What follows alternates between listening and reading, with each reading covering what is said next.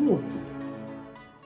Okay, welcome back to my channel. My name is Jacob Tonson, and for the last 9 months, I have been traveling the northern world, and it's been the greatest pleasure of my life. So much fun, so much work, and it feels weird to say, but I have seen so many places that I've not been able to really talk about to the extent I want. A lot of times I go to places with a plan and videos I already want to film, I end up finding places or being shown places that I didn't expect to go.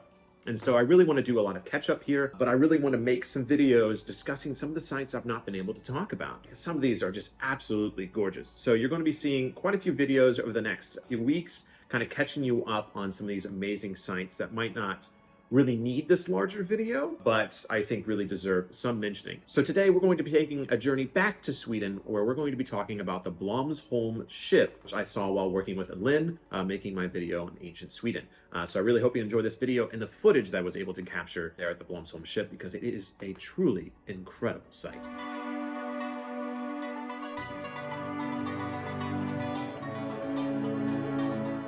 So while part of this conversation, of course, is going to be about the Blums ship, there's a larger conversation here about Viking Age or prior boat graves as they exist across Scandinavia. Now, this one I'm actually showing you today, the Blums ship, is the third biggest in Sweden and one of the biggest in the world. The largest stone ship exists in Yelling, which I've also seen as well, but it's more of a recreated stone ship at this point because it was really buried under the ground and wasn't discovered until recent years.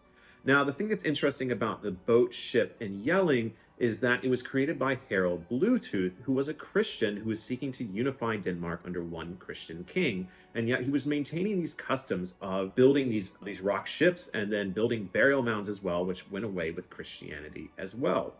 And so the spiritual significance and the cultural significance of these sites must have been high if he was willing to recreate them even during his Christian reign. Now, the Yelling one is really interesting because it's not just big, it's massive. It's big beyond any kind of imagining. You know, you're standing on top of this giant burial mound looking around, and you can see the outline where they've shown you where the ship is. So it doesn't appear like it was for mankind. This thing appears like it was for the supernatural. And again, this doesn't appear to be something that should have been for Christianity. This is something that adheres to a much older custom, obviously, as we're seeing throughout this video and this research. So these ships were being made around the turn of the Bronze Age into the Iron Age for a period of about 2,000 years, and then fell out of custom with Christianity moving into Scandinavia. The one that we're looking at today, the Blomsholm ship, comes from around 400 to 600 CE, so really close to the end of the era for the making of these things. While this was dated at 400 to 600, the site has been in use for a very, very long time. This area of Blomsholm is a very sacred site to the ancient peoples, and there's many different megalithic structures here. In fact, there's even a stone circle that I wasn't able to see very close by, and then other standing stones. And in general, this was a very important place to the ancient peoples of Sweden. Now, stone ships are not only common in Scandinavia, but have been found in Germany as well as the Baltics, all spanning across this 2,000-year window.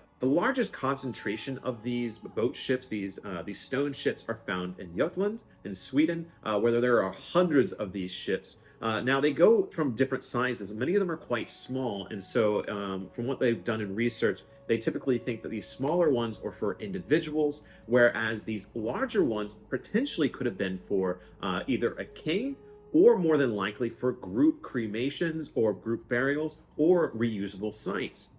And that is the main theory behind the Blomsholm ship, is that it was actually used as a cremation process for many people. And so they would have many ceremonies here where they would cremate people and then scatter their ashes. And again, this is not something that is out of the ordinary for outer Northern Europe. There are massive spiritual centers in ancient Scotland that no one talks about. And one of the theories is that they would cremate people and then they would take them to a place literally called like the field of spirits or the field of the dead, and they would scatter their ashes there. And so this is not something that is only unique to Sweden, is that we've seen this potential ritual and ceremony recreated across Northern Europe, which shows a common link between all of these. But the stone ships themselves are pretty unique to this area of Europe, like I said, Germany, Scandinavia, and Baltics. One really important note here, as we're going to be exploring a lot in conversations around my explorations in Northern Europe, is that the ocean levels were much higher in the Bronze Age and going into the Iron Age and Viking Age because of the semi-recent ice age that all the ice had melted, and then we actually went through a cold period where the ice caps actually came back together sometime after the Viking Age. I don't remember the exact time, but there was quite a cold period where the ice kind of went back together.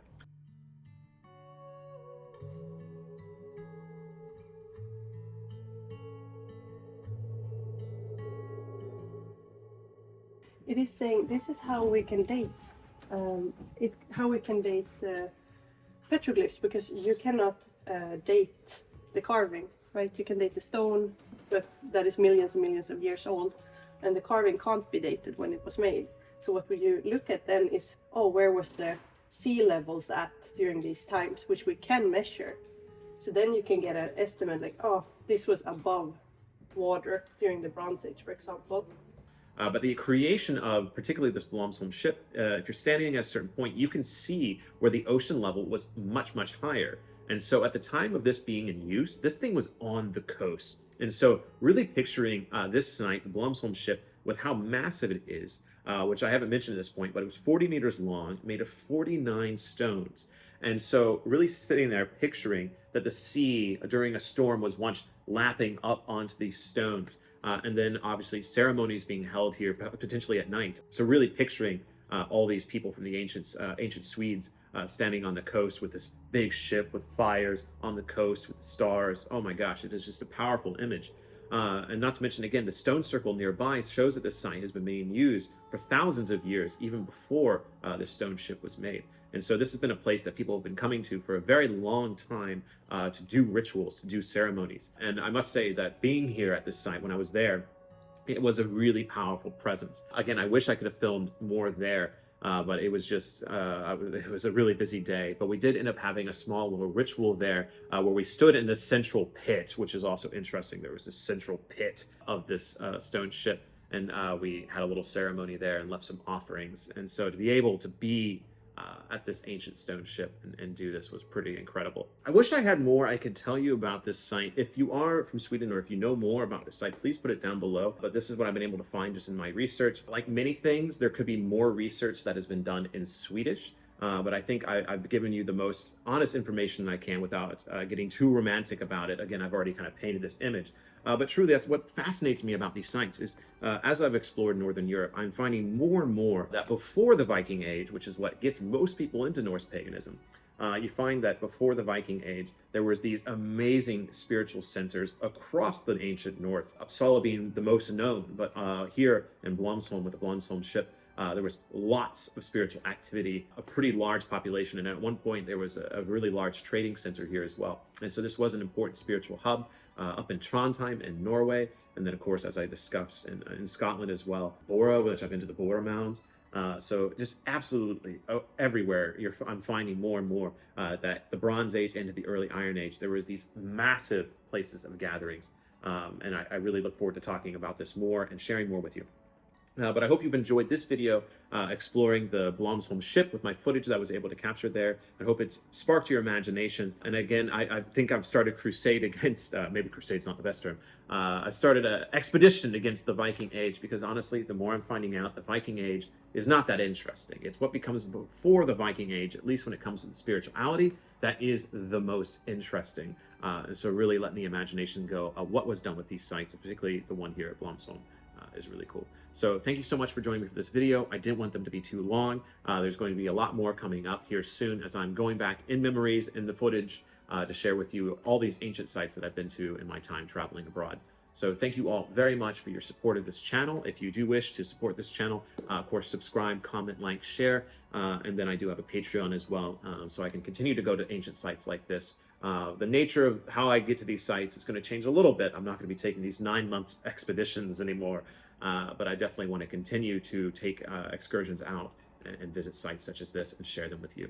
So thank you all very much for joining me for this video, and I will see you in the next one as we discuss the ancient world, in particular when it comes to the spirituality that existed in the ancient North.